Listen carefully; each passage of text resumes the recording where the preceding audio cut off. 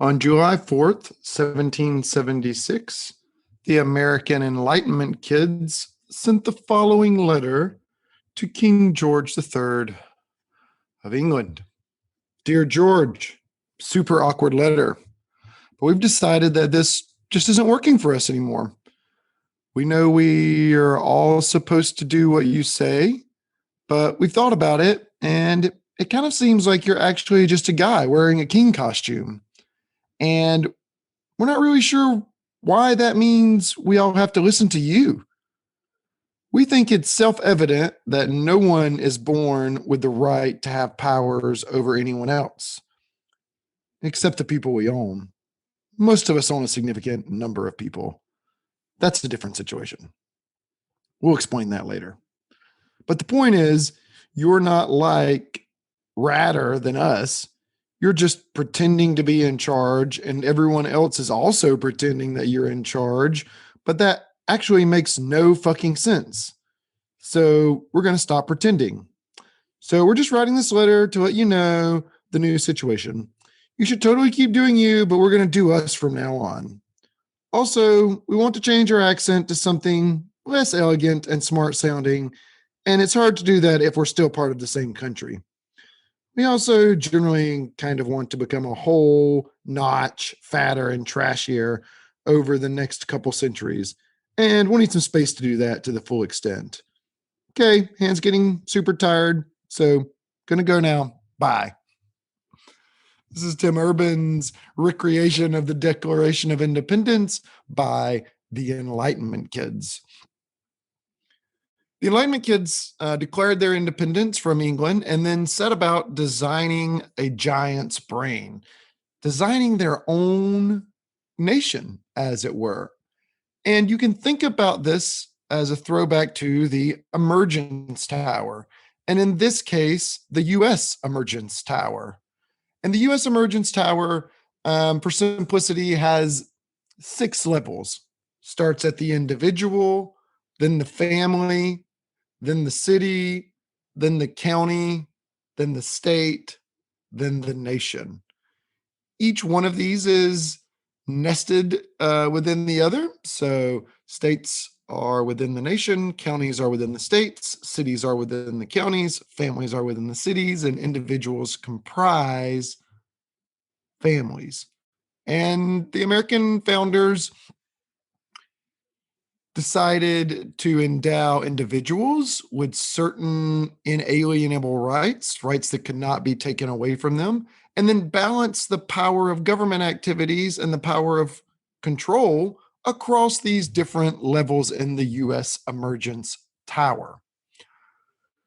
They took the idea of a dictator with the dictator rule book and the dictator cudgel and the dictator brain and decided, hey, we need to split these things up.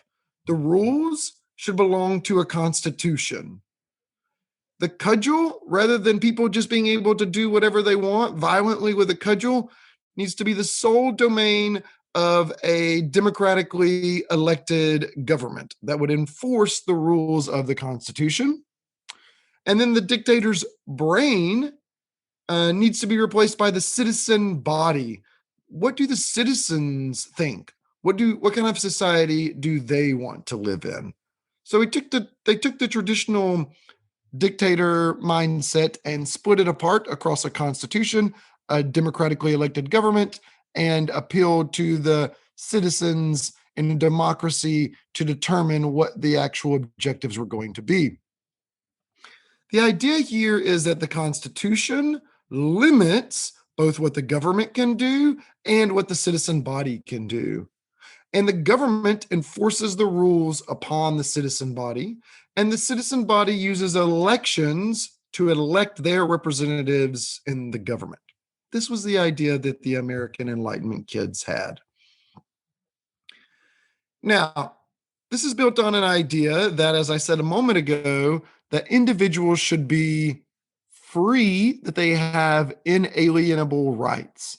And the Enlightenment ideals wanted to protect individuals' freedom, but they wanted to restrict it to a degree where your freedom interrupted another person's freedom. And this is called the harm line. This is the idea that we restrict some of our freedoms collectively to not harm others, and that we give up a little bit of freedom so that our freedom does not harm others. Everything below that line are protected freedoms. Things above that harm line is limiting your freedom to harm others. And that's the freedom and harm line. And in restricting a little bit of freedom to ensure that people's basic rights are protected, there's this trade off across government control in ensuring some of those protections and protecting against harm, and more or less government control in a society, and more or less equality. We have a graph here that you can see where more government control is up on the y-axis and more equality is going down on the x-axis. And the idea here is that you let free markets will give some level of equality, and the graph has it kind of in the middle, and that gives us some middle level of government control to ensure kind of market stability, the ability to interact in a marketplace. And if we want to go from this point of kind of middling equality and middling government control, that is where Tim Urban describes basically the red dot in this graph is where libertarians fit. But if we want a little bit more equality, that's going to require a little bit more government control. So that's going a little bit inward on the x-axis, a little bit towards the left, and a little bit up on government control. That's where the blue dot on this graph is. And this is more socialist. This is a little bit more equality and a little bit more government control. And Urban highlights in the Enlightenment Kids that most of the American debate is around this red and blue square that's drawn in this diagram. That the other areas are really restricted by the Enlightenment ideals and the American approach to them. So the hope was with designing the brain this way, the giant's brain this way, and designing the new society this way, is that we could move from the power games to the value games. And here you can see that we had a power games approach for economics, and we want to shift that to a value games. In the power games mindset, you have individuals' motivation and anything goes, so you can use the cudgel, and you end up with things like nobles being in charge of everything, like a feudal system of sorts, and this limits severely most individuals' economic freedom. The idea of to shift to a value games is capitalism. We take the same human motivations, we remove the ability of cudgels, of forcing people to do things, and instead people have to use carrots. People have to use values of individuals to encourage them to participate in the marketplace. And this shifts us from a power games way of associating or distributing resources to a value games in the economic context. This is the difference between nobles and having entrepreneurs. You can think about this also as applying to the political games, moving from a power political games to a value political games. The power here is noted by the red circles. So you have motivation, again, anything goes. So you can use the cudgel, and you end up with this old school conqueror mindset that people don't have freedom and their individual values don't matter. They're subjugated to that of the conqueror by the conqueror's cudgel.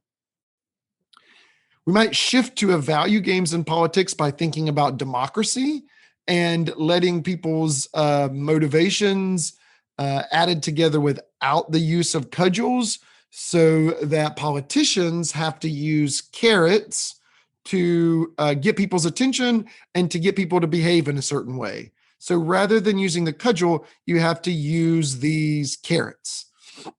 These things taken together give us the blueprint for how we might create value games.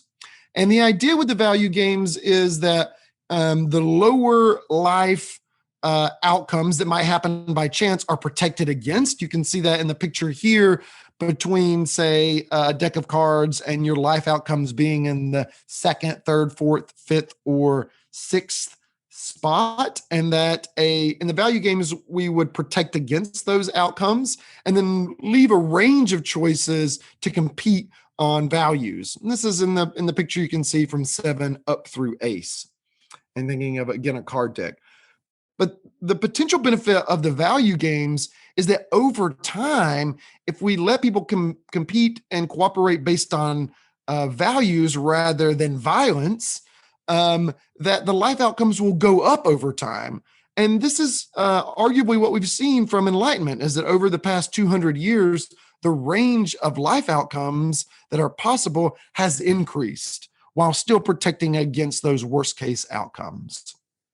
This is the idea of the Enlightenment kids from Tim Urban's The Story of Us, and I hope you've enjoyed this presentation.